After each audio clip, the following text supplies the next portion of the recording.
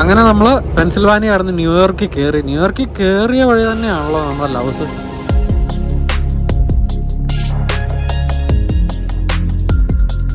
ട്രക്കേഴ്സിനെ സംബന്ധിച്ചിടത്തോളം ഏറ്റവും വൃത്തികെട്ട സെനാരിയോയും ആരും പോകാത്ത ഏരിയ ആണ് ട്രാഫിക്കും ടിക്കറ്റും രണ്ടും കൂടുതലാണ്.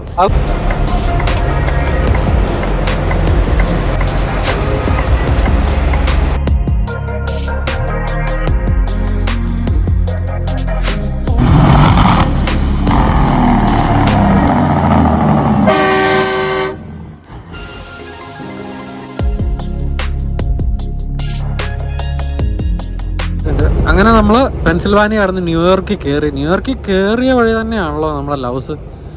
എന്തായാലും ഇവിടെ കയറി ഷിഫ്റ്റ് മാറി ഞാനൊരു ഗുളിയും കുളിച്ചിട്ട് വരാം. നിങ്ങൾ കുളിക്കുന്നുണ്ടോ? ഇല്ല, വീട്ടിലേക്ക് പോലെ അല്ലേ.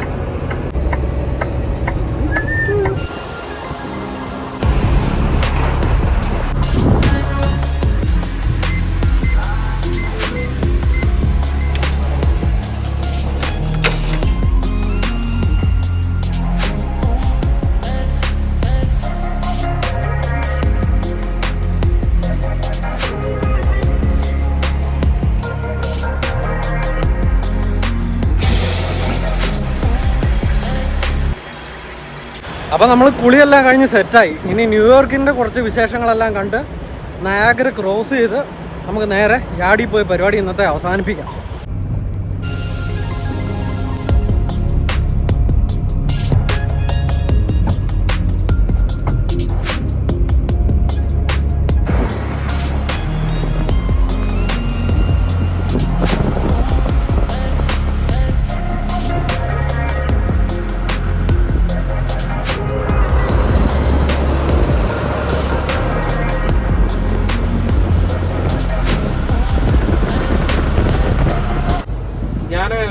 മൊബൈലിൽ നോക്കിയപ്പം 4 വെയിറ്റിംഗ് ഒരു ടൈം എടുക്കുന്നില്ല പോയി.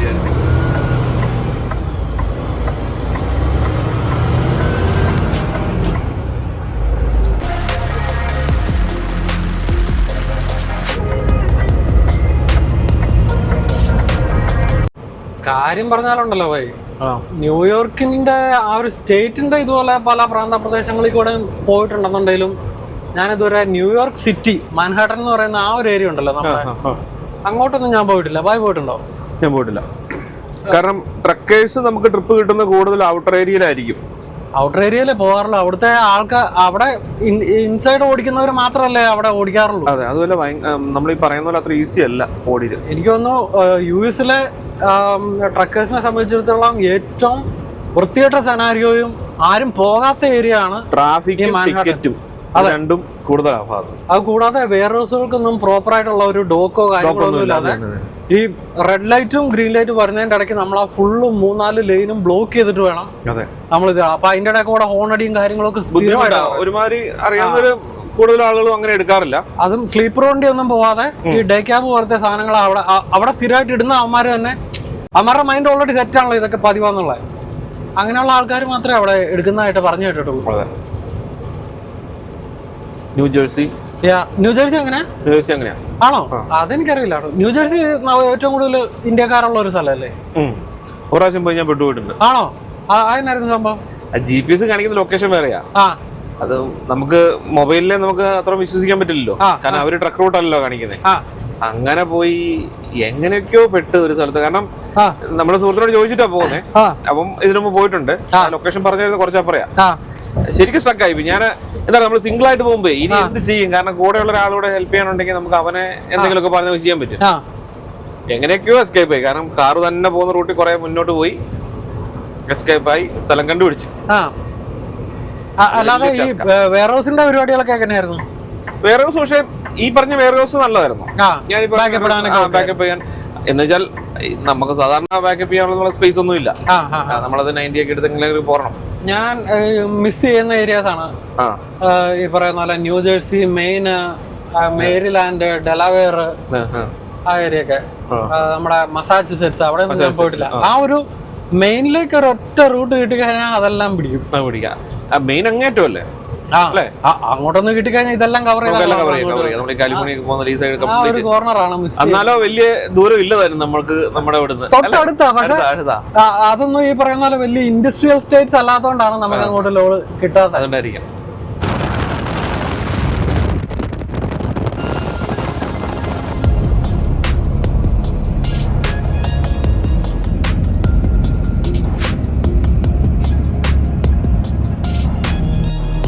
ഒത്തിരി മലയാളീസ് താമസിക്കുന്ന സ്ഥലമാണ് ന്യൂജേഴ്സി. ഇന്ത്യക്കാരുടെ ഏരിയ എന്നാണല്ലോ ന്യൂജേഴ്സി പറയപ്പെടുന്നത്. പിന്നെ ഈയിടെ നടന്ന മറ്റേ അരുണിമയുടെ കേസ് ന്യൂജേഴ്സി അല്ലായിരുന്നോ? അത് എന്താ മറ്റേ അരുണിമ എന്ന് പറഞ്ഞ ഒരു വ്ളോഗർ ഇതുപോലെ അമേരിക്ക ബാക്ക് പാക്കർ അങ്ങനെ പറഞ്ഞാലേ അറിയുള്ളൂ.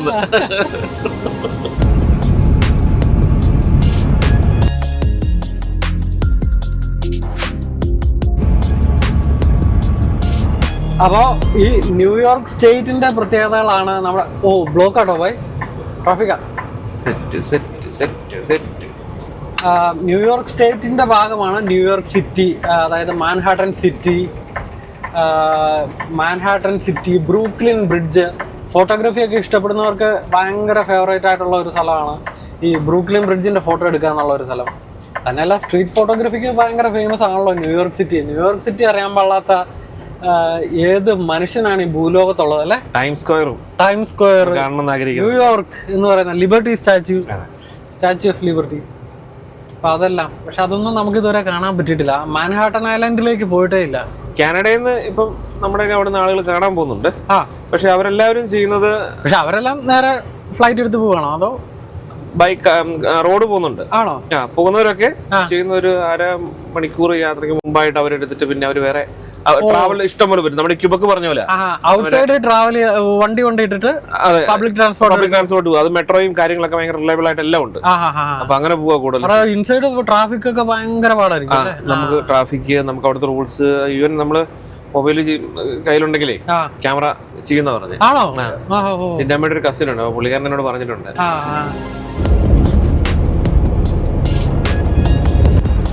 പിന്നെ ഉണ്ടല്ലോ പോയി ന്യൂയോർക്ക് എന്ന് പറയുമ്പോഴത്തേക്കും നമ്മുടെ മലയാളികളെ സംബന്ധിച്ചിടത്തോളം അമേരിക്ക എന്നുള്ള ഏറ്റവും വലിയ ഇൻഫ്ലുവൻസർ മറ്റേ ഷിനോദ് സവാരി. പുള്ളി ന്യൂയോർക്കാരനല്ലേ? പരിചയം വല്ലതും ഉണ്ടോ?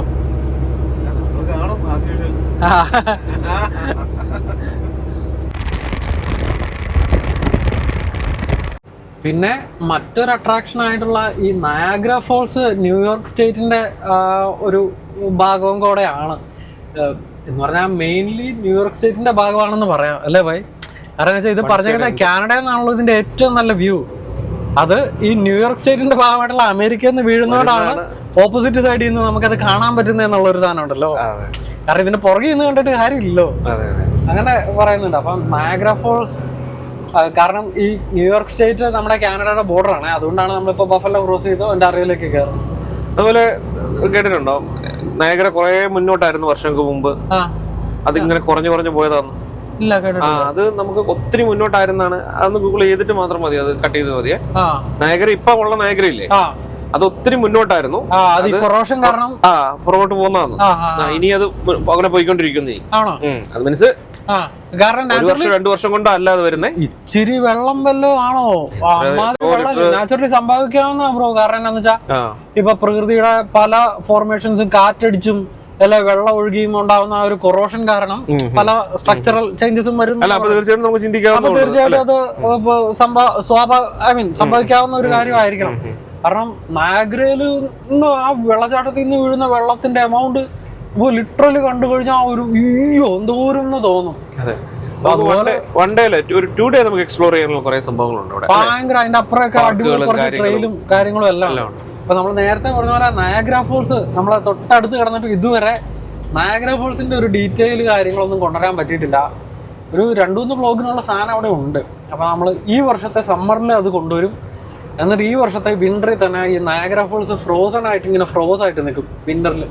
അതായത് മൊത്തം തണുത്തുറഞ്ഞ്. അപ്പൊ ഈ ഐസ് ക്ലൈംബിംഗ് ഒക്കെ ചെയ്യുന്ന ആൾക്കാർ അവിടെ ക്ലൈംബ് ചെയ്യാനൊക്കെ പോകും.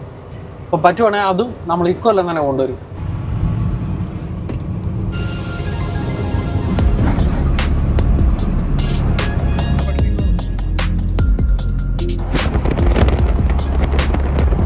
നിങ്ങൾ പലരും നമ്മളോട് നമ്മുടെ കയ്യിലുള്ള ഫ്ലാസ്കിനെ കുറിച്ചല്ല ഈ ഒരു സാധനം എന്നാന്ന് ചോദിച്ചതിനെ കുറിച്ച് പറയാൻ പറഞ്ഞിട്ടില്ല. നമ്മൾ നേരത്തെ പറഞ്ഞു തന്നിട്ടില്ലായിരുന്നോ? വേറെ ഒന്നുമില്ല, ഫ്ലാസ്ക്. ഇപ്പോൾ ചൂടുള്ള സാധനവും തണുപ്പുള്ള സാധനവും നമ്മൾ ഏതാണെന്ന് വെച്ചാൽ ഇതിൻ്റെ അകത്ത് ഫില്ല് ചെയ്ത് കഴിഞ്ഞാൽ ഏകദേശം ഒരു 7-8 മണിക്കൂറോളം ആ ടെമ്പറേച്ചർ, അത് എക്സാക്റ്റ് അല്ലെങ്കിലും അത്യാവശ്യം ചൂടും തണുപ്പും കീപ്പ് ചെയ്ത് നമുക്ക് ഇടയ്ക്ക് ഇങ്ങനെ സിപ്പ് ചെയ്ത് കുടിച്ച് പോകാവുന്ന ഒരു സെറ്റപ്പ്. നമ്മൾ സാധാരണ കപ്പ് പോലെ എങ്ങും കളയോ ഇതൊന്നും ഒരു ബാധ്യതയല്ല. ഇത് നമുക്ക് ലോക്ക് ചെയ്തും ഓപ്പൺ ചെയ്തും വെക്കാം. അതാണല്ലോ സെറ്റപ്പ്. അപ്പം ഞാൻ തന്നെ ഈ ഒരു സാധനം ശ്രദ്ധിച്ചത് ഇപ്പോഴാണ് കേട്ടോ. നമ്മുടെ ജോമെറ്റോയുടെ ഫ്ലാസ്ക് ആണിത്. ഇത് വേണ്ട ഒരു അഡ്വാൻസ്ഡ് സെറ്റപ്പാണ്. എൻ്റെ സെറ്റപ്പ് ഞാനില്ലായിരുന്നപ്പോൾ ഇവിടെ തൊടുമ്പോഴോ ആണല്ലേ എന്നാ ഇത് ഇവിടെ ഞെക്കുവായിരുന്നു. അത് ടച്ച് ചെയ്താൽ മതി. എവിടെ? ഈ വാഷറിലോ? മോളിൽ ടച്ച് ചെയ്താൽ മതി. ഓ അതേണ്ട ഇതുണ്ടോ, ഈ ഫ്ലാസ്കിന്റെ ടോപ്പില് നമ്മൾ ഞെക്കി കഴിയുമ്പോഴത്തേക്ക് ഇതിന്റെ അകത്തുള്ള പ്രോഡക്റ്റിന്റെ, അതായത് ആ വെള്ളത്തിന്റെ ടെമ്പറേച്ചർ എത്രയാന്നുള്ളത് ഒരു LED ഡിസ്പ്ലേ കൂടെ കാണിക്കും. അപ്പം ഭയങ്കര ചില സമയത്ത് ഇങ്ങനെ നമ്മൾ ഇപ്പോൾ ചൂടുള്ള സാധനമാണെങ്കിൽ എടുത്തിട്ട് നമ്മൾ കുടിച്ച് കഴിയുമ്പോൾ നാക്ക് പൊള്ളി പോവുക, അങ്ങനെയൊന്നും സംഭവിക്കാണ്ടിരിക്കാൻ വേണ്ടിയിട്ട് ഹെൽപ്ഫുൾ അല്ലേ. ഒരു 60-70 ഒക്കെ വരുമ്പോൾ നമുക്ക് കഴിക്കണേ നല്ല നമുക്ക് കുടിക്കാൻ പറ്റിയ ഒരു ചൂടാണ്. പക്ഷെ ഇതിൻ്റെ അകത്ത് ഇപ്പോൾ താണ്ടായി ഞെക്കുമ്പോൾ 97 ഡിഗ്രി സെൽഷ്യസ് ആണോ കാണിക്കുന്നത്? ഞാനത് അവിടുന്ന് തിളച്ച വെള്ളമില്ല, നമ്മൾ അവിടുന്ന് എടുത്തില്ലേ, ആ ഹോട്ട് വാട്ടർ തന്നെ കറക്റ്റ് എടുത്താ. ബ്രോ ഹോട്ട് വാട്ടർ എടുത്ത് എന്നിട്ട് എന്റെ അടുത്തുണ്ടായിരുന്നു ഒരു കോഫി പൗഡർ ഉണ്ടായിരുന്നു, അത് ഞാൻ ഇടുകയാണ്. അപ്പൊ അതുകൊണ്ടാണ്. അപ്പൊ ഇതിപ്പം നമ്മള് ടെമ്പറേച്ചർ സെറ്റ് ചെയ്യാനൊന്നുമില്ല, അതിന്റെ അകത്തുള്ള സെറ്റ് ചെയ്യാനൊന്നുമില്ല, അതിനകത്തുള്ള ടെമ്പറേച്ചർ അറിയത്തില്ല. നമ്മുടെ വാ പൊള്ളാതിരിക്കും. എനിക്കത് സ്ഥിരം വരുന്നൊരു സംഭവം. ചിലർക്കുണ്ടല്ലോ, നമുക്ക് വാ പൊള്ളി കഴിയുമ്പം പിന്നെ 2 ദിവസം പോയി 3-4 ദിവസത്തേക്ക് പിന്നെ ഒന്നും അറിയാൻ പറ്റാത്ത. അല്ല, എനിക്കത് സ്ഥിരം വരുന്നതായിരുന്നേ. ഓക്കെ. ഇത് എടുത്ത പിന്നെ നമുക്കത് ഇപ്പൊ നമുക്ക് അങ്ങനെ പോണെങ്കിൽ തന്നെ നമുക്കത് സ്വല്പം ഒന്ന് തുറന്നിട്ടാല് പെട്ടെന്ന് ടെമ്പറേച്ചർ കുറഞ്ഞോളും. യൂഷ്വലി നമുക്കൊരു 8 മണിക്കൂർ ഇത് കിട്ടും. ഒരു ഷിഫ്റ്റ് നമുക്ക് വലിയ കുഴപ്പമില്ലാതെ പോവാം. അതല്ലേ, happy life, luck often comes. ഇത് എവിടെ നിന്ന് മേടിച്ചാ? അപ്പം ഇത് ആമസോൺ. എത്ര രൂപയായി? എനിക്കൊന്നൊരു $20 അത്രേ ഉള്ളൂ, വലിയൊരു കോസ്റ്റ്ലി ഒന്നുമല്ല. 500 ml.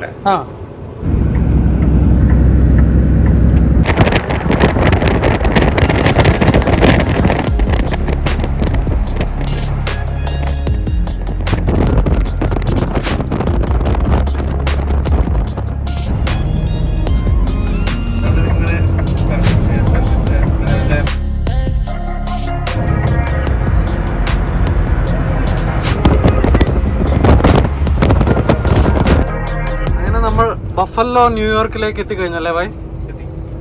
ബഫല്ലോ ന്യൂയോർക്കിൽ നിന്നാണ് നമ്മൾ ഫോർട്ട് റീ ഒൻറ്റാറിയോയിലേക്ക് കയറുന്നത്. വെറും 12 കിലോമീറ്ററിൽ നമ്മൾ ബോർഡർ എത്തുന്നതായിരിക്കും. അപ്പം ഈ ഒരു ബഫല്ലോ എന്ന നഗരത്തിന്റെ കാഴ്ചകളായിരിക്കും നമ്മൾ കാണിക്കുന്നത് കേട്ടോ. ശരിക്കും എനിക്ക് അറിയാൻ കഴിഞ്ഞത് ഒത്തിരി ഒൻറ്റാറിയോയിലെ ആൾക്കാരും പ്രത്യേകിച്ച് നേഴ്സുമാർ ബോർഡർ കടന്ന് ഇവിടെ ബഫലോയിൽ വന്ന് ജോലി ചെയ്യുന്നവരും ബോർഡർ ക്രോസ് ചെയ്ത് തിരിച്ചു പോകുന്നവരും എല്ലാം ഉണ്ടെന്നാണ്. നേരത്തെ നമ്മൾ ന്യൂയോർക്കിൻ്റെ ഒരു വീഡിയോ ചെയ്ത് ഇതിൻ്റെ അകത്ത് ഇതുപോലെ ന്യൂയോർക്കിൽ താമസിക്കുന്ന ഒരു മലയാളി നമ്മളെ വന്ന് കാണുകയും അപ്പോൾ അതിൻ്റെ വിശേഷങ്ങളൊക്കെ പറയുകയൊക്കെ ചെയ്തായിരുന്നു.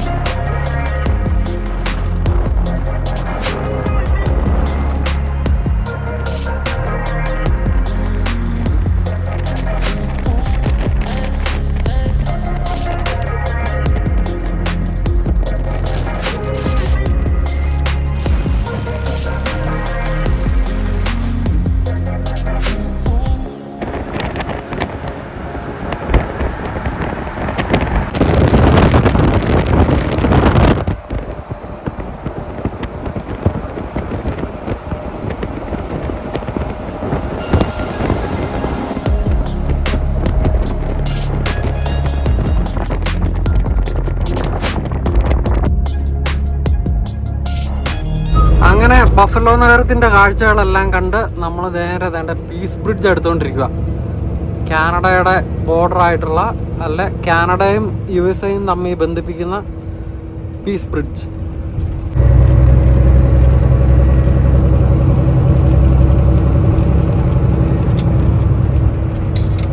അപ്പോൾ ഈ ബഫലോ ബോർഡർ ക്രോസ് ചെയ്യുമ്പോഴത്തേക്കും വേണ്ട ഈ കാണുന്നതാണ് നമ്മുടെ ഡ്യൂട്ടി ഫ്രീ ഷോപ്പ് കേട്ടോ.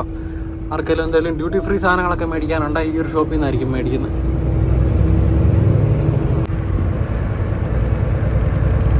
ഇതാണ് അമേരിക്കൻ ബോർഡർ. നമ്മൾ കാനഡയിൽ നിന്ന് വന്നു കഴിയുമ്പോഴത്തേക്കും നമ്മൾ ഈ ബോർഡർ ക്രോസ് ചെയ്തിട്ടാണ് ന്യൂയോർക്ക് സ്റ്റേറ്റിൽ പ്രവേശിച്ചത്.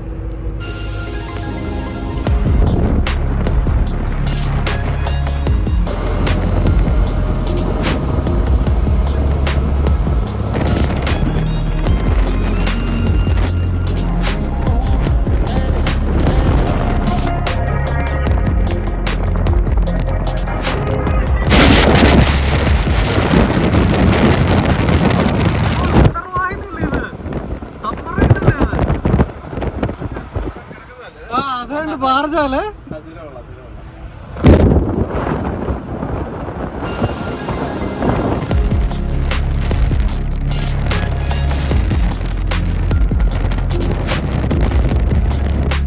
ഈ കാണുന്ന ബോർഡർ കേട്ടോ. നമ്മൾ അങ്ങോട്ടാ ഇപ്പൊ വളഞ്ഞു തിരിഞ്ഞ് പോകാൻ പോകുന്നത്.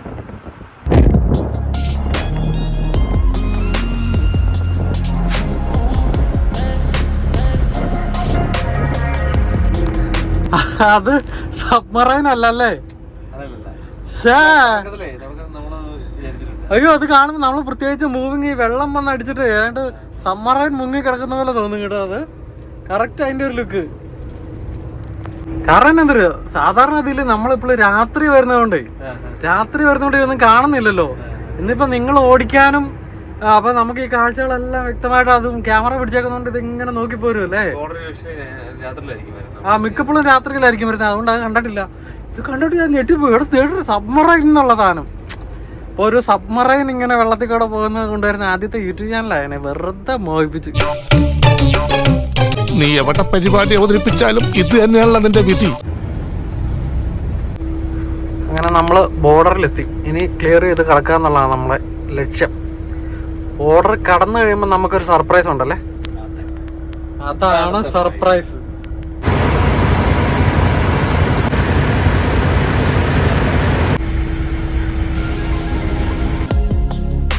അങ്ങനെ വിജയകരമായി നമ്മൾ ബോർഡർ ക്രോസ് ചെയ്തിരിക്കുകയാണ്. ഇനി നേരെ പേപ്പർ അയച്ചു കൊടുക്കണ്ടേ ബൈ? ഇവിടെ നിർത്താല്ലേ?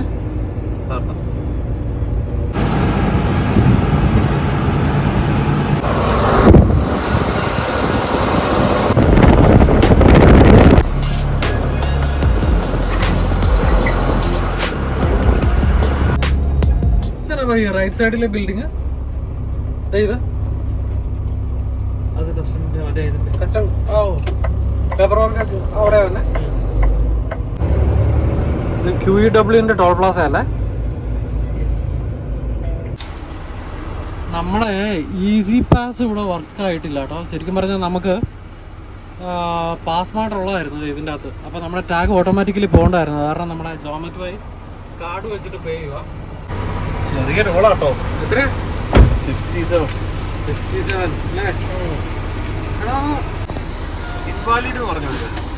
ഇൻവാലിഡ് എന്നോ? ഇനി ഫ്ലോറിഡ ട്രിപ്പ് എടുക്കുമെന്ന് എനിക്ക് തോന്നണില്ല. എല്ലാ ലാഭം ഇതിൽ പോയെന്ന് മൊത്തത്തിൽ നഷ്ടമാണ്. നമ്മളാണ് ഫുള്ള് ടോൾ റൂട്ടിൽ കൂടെ വന്നത്. Welcome to Ontario Canada. നമ്മുടെ സ്വന്തം ഒന്റാറിയോ.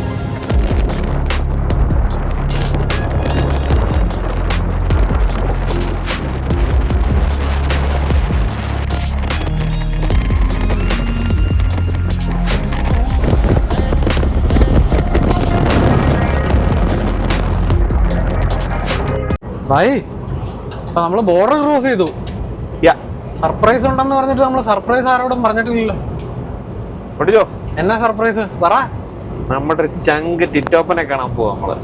അതായത് നമ്മുടെ ജോമറ്റ് ഭായുടെ ഇൻട്രൊഡക്ഷൻ വീഡിയോക്കകത്ത് നമ്മൾ പറഞ്ഞില്ലായിരുന്നോ, ജോമറ്റ് ഭായ് നമ്മുടെ ചാനലിനെ കുറിച്ച് വലിയ അറിവൊന്നുമില്ലായിരുന്നു. അപ്പം നീ ഒന്നുകൊണ്ടും പേടിക്കണ്ട, നമ്മുടെ സ്വന്തം ടീമുകളാണ്. അപ്പം എന്ന് പറഞ്ഞുകൊണ്ട് നമ്മുടെ ഇന്നൊക്കെയാണ് അവരുടെ ഡയറ്റ്, ഇന്നൊക്കെയാണ് അവരുടെ റൊട്ടീന്. മാറ്റി ബ്രോ രാവിലെ ഓടിക്കുന്നു, അർജുൻ ബ്രോ വൈകുന്നേരം ഓടിക്കുന്നു. അതുകൊണ്ട് തന്നെ നീ റീപ്ലേസ്മെന്റ് ആണെന്നുണ്ടെങ്കിൽ നീ മിക്കവാറും വൈകുന്നേരം ആയിരിക്കും ഓടിക്കുന്നത്. എല്ലാ കാര്യങ്ങളും എനിക്കൊരു ഇൻട്രോഡ് ആവശ്യമില്ലായിരുന്നു. അങ്ങനെയുള്ള എല്ലാ കാര്യങ്ങളും പറഞ്ഞു കൊടുത്ത് ജോമറ്റ് ഭായനെ നമ്മുടെ കൂടെ വിട്ട നമ്മുടെ വീഡിയോസ് എല്ലാം അതേപോലെ കണ്ട് നമ്മുടെ സ്വന്തം ഫാമിലി മെമ്പർ ആയിട്ടുള്ള ഒരാളാണ് ടിറ്റോപ്പൻ അല്ലേ? അതെ. അപ്പൊ ജോമറ്റോയ്ക്ക് വന്ന സമയം മുതലേ ടിറ്റോപ്പന്റെ കാര്യം പറയാനായിരുന്നു സമയം. ഞാൻ ഇതുവരെ കണ്ടിട്ടില്ല. നാട്ടുകാരനാണ്, കോഴിക്കോട്. അപ്പം അങ്ങനെയൊക്കെ ബാക്ക്ഗ്രൗണ്ട് ഉണ്ട്. അപ്പം എക്സൈറ്റഡ് ആണ്. ടിറ്റോപ്പൻ ഇപ്പൊ ഇവിടെ നയാഗ്രയിലാണ് താമസിക്കുന്നത്. അതുകൂടാതെ ടിറ്റോപ്പൻ ഈ പറഞ്ഞ പോലെ വലിയ വണ്ടിപ്രാന്തനാണെന്നാ ജോമറ്റോ പറഞ്ഞല്ലേ. വണ്ടിപ്രാന്തൻ മാത്രമല്ല, ടിറ്റോപ്പൻ പഠിച്ചോണ്ടിരിക്കുക. ട്രക്കർ ആവാൻ വേണ്ടിട്ട് പഠിച്ചോണ്ടിരിക്കുക. അപ്പൊ പുള്ളി നയാഗ്ര താമസിക്കുന്നതുകൊണ്ട് തന്നെ നമ്മൾ ഈ റൂട്ടിൽ പോകുമ്പോൾ നമ്മൾ അവിടെ നിർത്തണം, കാണണം എന്നൊക്കെ പറഞ്ഞിട്ടുണ്ട്. അപ്പൊ പുള്ളിനെയാണ് നമ്മൾ ഇന്ന് പരിചയപ്പെടാൻ പോകുന്നത്. അപ്പൊ നമുക്ക് പുള്ളിനെ കണ്ട് വിശേഷങ്ങളൊക്കെ പറഞ്ഞ് അങ്ങനെ ഒരു ഈവനിങ് കഴിഞ്ഞിട്ട് നമുക്ക് നേരെ യാർഡിലേക്ക് പോവാം. നമുക്ക് യാർഡിലേക്ക് ഏകദേശം 150 കിലോമീറ്റർ കൂടെ ഉള്ളൂ ഇവിടെ നയാഗ്രയിൽ നിന്ന്. അപ്പൊ എന്തായാലും ടിറ്റോപ്പനെ കാണുന്നു, വിശേഷങ്ങൾ പറയുന്നു എന്നുള്ളതാണ് ഇന്നത്തെ സർപ്രൈസ്.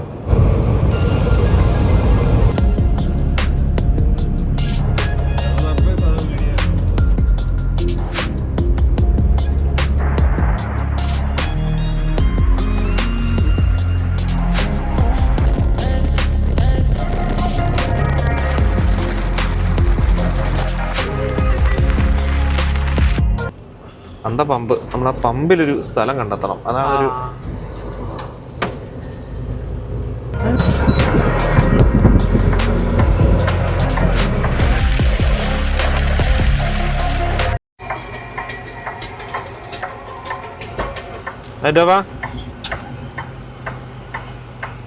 പുറകിലാണോ? ഞങ്ങള് മാലയൊക്കെ മേടിച്ച് മുന്നിലുണ്ടാന്ന് വിചാരിച്ച് നമ്മള് നോട്ടുമാലയൊക്കെ. നിങ്ങക്ക് വണ്ടി അതിന്റെ അപ്പുറം ഇടാട്ടോ, ആ ട്രക്കിന്റെ അപ്പുറം അങ്ങോട്ട് ഇട്ടാലോ?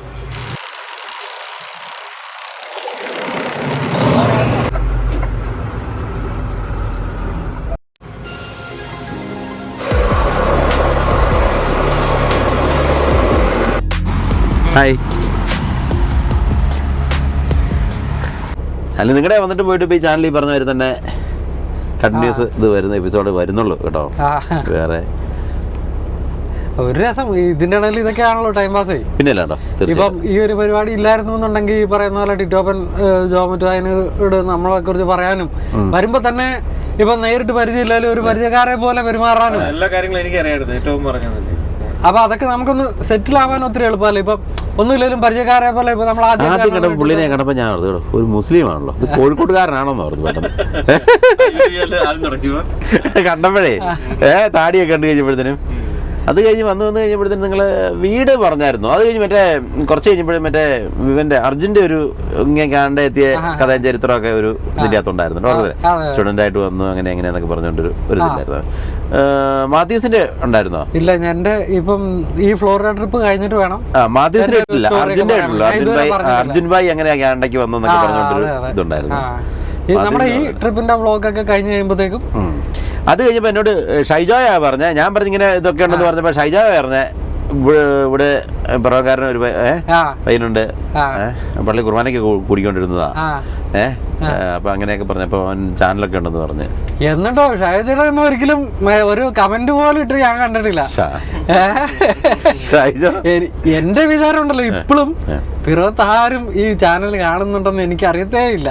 കാരണം പിറവത്തുനിന്ന് ഒരാൾ പോലും എടാ ഞാൻ കാണുന്നുണ്ടെന്ന് പറഞ്ഞാണ് എനിക്ക് ആകെ. ഷൈജ ചാനൽ കാണുന്നത്, ഷൈജ അങ്ങനെ പറഞ്ഞു അങ്ങനെ ചാനൽ ഉണ്ടെന്ന് പറഞ്ഞ. പക്ഷെ അവന് വല്ലപ്പോഴും അതിനറിയോ, നമ്മൾ ഈ വണ്ടീനെ കുറിച്ച് താല്പര്യമുള്ളവരും ഡ്രൈവിംഗ് താല്പര്യമുള്ളവരൊക്കെ ഉള്ളൂ ഇതിനെക്കുറിച്ച് കാണുള്ളൂ. അല്ലെങ്കിൽ നമ്മൾ ഒരു 2 വീഡിയോ കണ്ടു കഴിയുമ്പോൾ ഇപ്പം നമ്മളെ കുറിച്ച് ഒരു ഐഡിയ, വണ്ടീനെ കുറിച്ച് ഒരു ഐഡിയ ഇല്ലാത്ത ഇഷ്ടംപോലെ ചില അമ്മച്ചിമാരൊക്കെ ഇരുന്ന് കാണുന്നുണ്ട് ചെന്നൈയിൽ നിന്നൊക്കെ.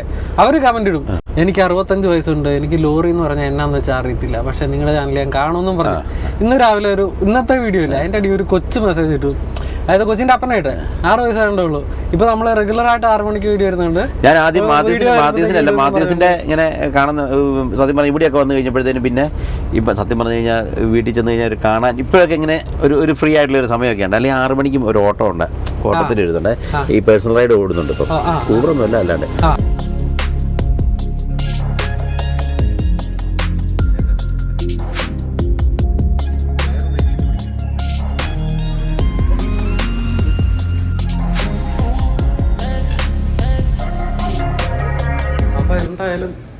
അപ്പൊ എന്തായാലും ടിറ്റോ ഭായി നമ്മള് കണ്ട് പരിചയപ്പെട്ട് വർത്തമാനമൊക്കെ പറയാൻ പറ്റിയതില്ലോ പരിചയപ്പെടാതിരിക്കുന്നേ പരിചയപ്പെടാതിരിക്കുന്നേ ഉള്ളൂ.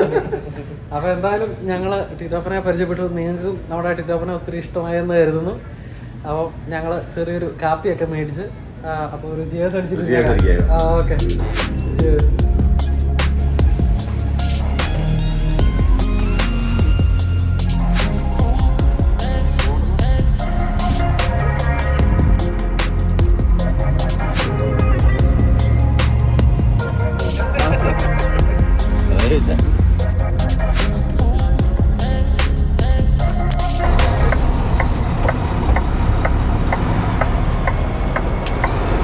അടിപൊളിയായിരുന്നല്ലേ? സെറ്റായിരുന്നു.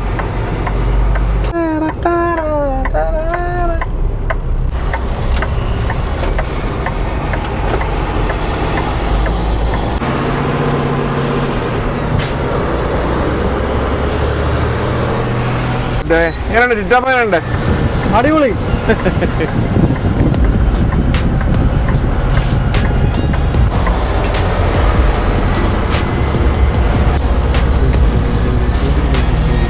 അങ്ങനെ ടിറ്റോപ്പനെ പരിചയപ്പെട്ടു. ടിറ്റോപ്പനെ കണ്ട്